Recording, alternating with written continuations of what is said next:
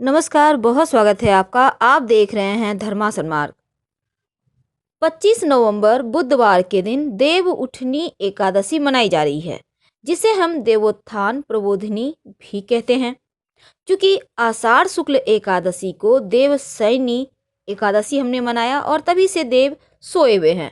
और 4 महीने के बाद देवोत्थान एकादशी, जो कार्तिक माह के शुक्ल पक्ष की एकादशी है, इस दिन उठेंगे। इस दिन भगवान श्री हरि को जगाने का आवाहन किया जाता है और इस समय उन्हें प्रसाद के रूप में मौसमी फल अर्पित किए जाते हैं। क्योंकि भगवान श्री हरि को पीले रंग पसंद है, इसलिए पीले वस्तु खासकर उन्हें अर्पित की जाती है। और इसी क्रम में इस दिन हल्दी के विशेष प्रयोग भी किए जाते हैं। क्योंकि इस बार देवोत्थान, जिसे हम प्रबोधिनी एकादशी कहेंगे, इस बार बुधवार के दिन मनाई जा रही है। तो ऐसे में यहाँ से शुभ और मंगल कार्य शुरू हो जाएंगे और श्री हरि के साथ माँ लक्ष्मी की भी पूजा होगी। सुबह सुबह स्नान वगैरह करके स्वच्छ वस्त्र धारण करें और इसके बाद अपने घर के आंगन में, बालकनी में या छत पर भगवान श्री हरि के चरण बनाइए। कैसे बनाएंगे? आप चाहें तो चावल पीसकर भी बना सकते हैं या रंगोली के तरह भी बना सकते हैं आप अबीर वगैरह से। रात के समय बनाकर आप पहले इसको ढक दीजिएगा। रात के समय उनकी पूजा करनी है और इस दिन इख का मंडप तैयार किया जाता है। क्योंकि भगवान श्री हरि जगत के पालनहार हैं और इस दिन भगवान श्री हरि को पीले रंग की चीज़ें जो बहुत प्रिय है अर्पित किए जाते हैं। जैसे कि मिठाई, लड्डू जिसे कहते हैं, हल्दी, आप बेसन के लड्डू भी अर्पित कर सकते हैं। आप चाहें तो घर में ही बना सकते हैं। और इसके साथ ही इस एकादशी के दिन विशेष तौर पर थाली इख से बजाया जाता है और बोला जाता है पूजा के बाद, उठो उठो वासुदेव उठो उठो। क्योंकि इस बार की जो एकादशी है वो बहुत खास है। 25 नवंबर को एकादशी दोपहर 2:42 पर लग जाएगी और एकादशी तिथि समाप्त होगी 26 नवंबर को शाम 5:10 पर। देव उठनी एकादशी के दिन पेड़ पौधे की पत्तियों को नहीं तोड़ना चाहिए और इस दिन बाल भी नहीं धोना चाहिए, ना ही नाखून काटना चाहिए। एकादशी के दिन सरल जीवन जिएं और इस दिन ब्रह्मचर्य का पालन करें, कम बात करें, चावल नहीं खाना चाहिए और किसी अन्य के द्वारा दिया गया भोजन भी नहीं करना चाहिए। एकादशी के दिन आप मन को शांत रखें और इस दिन गोभी, पालक, सलजम, मसूर की दाल, बैंगन, मूली, इन चीज़ों का सेवन भूलकर भी मत कीजिएगा। तो कुछ नियमों का पालन करने के बाद देव उठनी एकादशी के दिन भगवान श्री हरि के सामने एक घी का दिया जलाइए। इस दीपक में 2 लौंग जरूर रखिएगा ताकि आपके घर में जो परेशानी है वो समाप्त हो जाए और जो सकारात्मक ऊर्जा है वो आ जाए। देव उठनी एकादशी के दिन निर्जल व्रत रख सकते हैं तो अच्छी बात।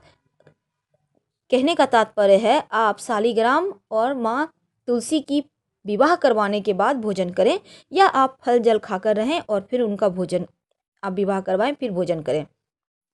देव उठनी एकादशी के दिन आप गाय को जरूर अपने हाथों से हरा चारा खिलाइएगा।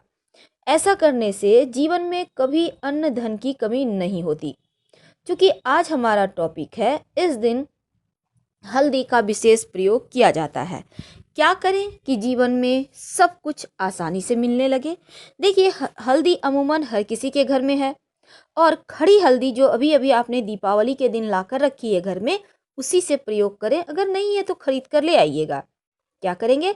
सबसे पहले तो 1 लोटा जल में 1 चुटकी हल्दी डालकर भगवान सूर्य को जरूर अर्पित कीजिएगा। पूरे कार्तिक माह में जल में हल्दी डालकर भगवान सूर्य को अर्पित करना चाहिए। और अगर आपका गुरु गड़बड़ है तब हल्दी का दान या पास के मंदिर में जाकर आप थोड़ा सा हल्दी, चाहे तो पैकेट वाला हल्दी या 2 गांठ हल्दी के भगवान के पास रखाइए। अगर विवाह संबंधी मामलों में बहुत परेशानी है तो देवोत्थान एकादशी के दिन विशेष प्रयोग किए जाते हैं। क्या करेंगे? एक तो नहाने के पानी में चुटकी भर हल्दी डालकर नहाइए, जिससे आपके जीवन में जो भी बाधाएं हैं वो समाप्त होगी और सूर्य को तो जल देना ही है। आप इस दिन अपने माथे पर, कलाई पर हल्दी का तिलक लगाएं। इससे चारों दिशाओं में आपका यश बढ़ेगा, मान बढ़ेगा। देवोत्थान एकादशी के दिन हल्दी, अगर आपको लगता है कि आपका विवाह, आप लड़की हैं या लड़का है, दोनों के लिए ये प्रयोग है, नहीं हो पा रहा, बहुत परेशान हैं, क्या करेंगे? क्योंकि इस दिन देव का विवाह होगा, श्रीहरि का शालिग्राम के रूप में उनका विवाह होगा तुलसी जी के साथ। तो इस दिन एक विशेष प्रयोग कीजिएगा। जब आपके घर में जो महिलाएं हैं वो विवाह कराएंगी भगवान का, तब आप जो कुंवारे हैं जिनको विवाह की इच्छा है वो खुद करें ये उपाय। आप एक चुटकी हल्दी या फिर खड़ी 2 गांठ हल्दी आप किसी पीले कपड़े में बांधकर अपने सर से 7 बार वार लें, और आप श्री हरि जब और माँ तुलसी की आराधना होगी तो तुलसी के पौधे के पास इसको वहीं पर, जिसे वस्त्र वगैरह उन्हें अर्पित किया गया है, तो वहाँ पर पीछे में छिपा कर रख दें। इसके बाद उठाकर इसको अपने घर में, आप जो श्री हरि की तस्वीर है माँ लक्ष्मी के साथ, उसके पीछे रख दीजिएगा। शीघ्र विवाह की प्रार्थना कीजिएगा, आपका विवाह शीघ्र अतिशीघ्र हो जाएगा। ये छोटा सा प्रयोग है, इसको आप जरूर करें। जो भी बाधाएं होंगी आप जैसे ही सर से वारेंगे वो समाप्त हो जाएगी, और श्री हरि के चरणों में रख देंगे तो वो आपकी बाधाओं को समाप्त कर देंगे। क्योंकि इस दिन हल्दी का विशेष प्रयोग करके आप संपन्नता भी ला सकते हैं और घर के समस्त परेशानियों में जो आपके घर में है उससे मुक्ति पा सकते हैं। क्या करेंगे? देखिए, बुधवार का दिन है, तो इस दिन अगर जीवन की समस्त बाधाओं से छुटकारा पाना चाहते हैं तो 2 हल्दी की गांठ आप गणेश जी को अर्पित करें। अगर गांठ नहीं है तो पीली हल्दी जो पाउडर वाली होती है, गणेश जी को अर्पित करें। थोड़ा सा आप किसी चीज़ में रखकर अर्पित कर सकते हैं, या फिर उनके चरणों में एक चुटकी आप हल्दी अर्पित कर दें। ऐसा करने से आपके जीवन की समस्त परेशानियां समाप्त हो जाएंगी। छोटा सा प्रयोग है, लेकिन आपके जीवन के हर कष्ट को दूर करेगा।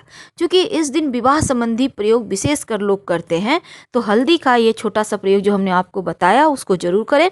और इस दिन गणेश जी को हल्दी जरूर अर्पित कीजिएगा, क्योंकि गणेश जी माँ लक्ष्मी के दत्तक पुत्र हैं। एक कहानी आती है कि हमेशा ही माँ लक्ष्मी कहती कि मैं सबसे सर्वश्रेष्ठ हूँ, तो भगवान विष्णु उनसे कहते कि आप अपूर्ण हैं, आप संपूर्ण नहीं हैं। तब माँ लक्ष्मी एक दिन माँ पार्वती से मिलने जाती हैं और उनसे कहती हैं कि देखिए ना, हमें श्री हरि हमेशा कहते हैं आप अपूर्ण हैं, आप संपूर्ण नहीं हैं, बताइए मुझ में क्या कमी है। तब माँ पार्वती पास में खेल रहे गणेश जी को उठाती हैं और माँ लक्ष्मी के गोद में बिठा देती हैं और कहती हैं अब आप संपूर्ण हो गई। और तभी से गणेश जी माँ लक्ष्मी के दत्तक पुत्र हुए और माँ लक्ष्मी संपूर्ण हो गई। तो संतान संबंधी समस्त मनोकामनाओं की पूर्ति के लिए देवोत्थान एकादशी के दिन ये छोटा सा प्रयोग जरूर करें। फिलहाल आपसे विदा लेंगे। हर हर महादेव। धन्यवाद।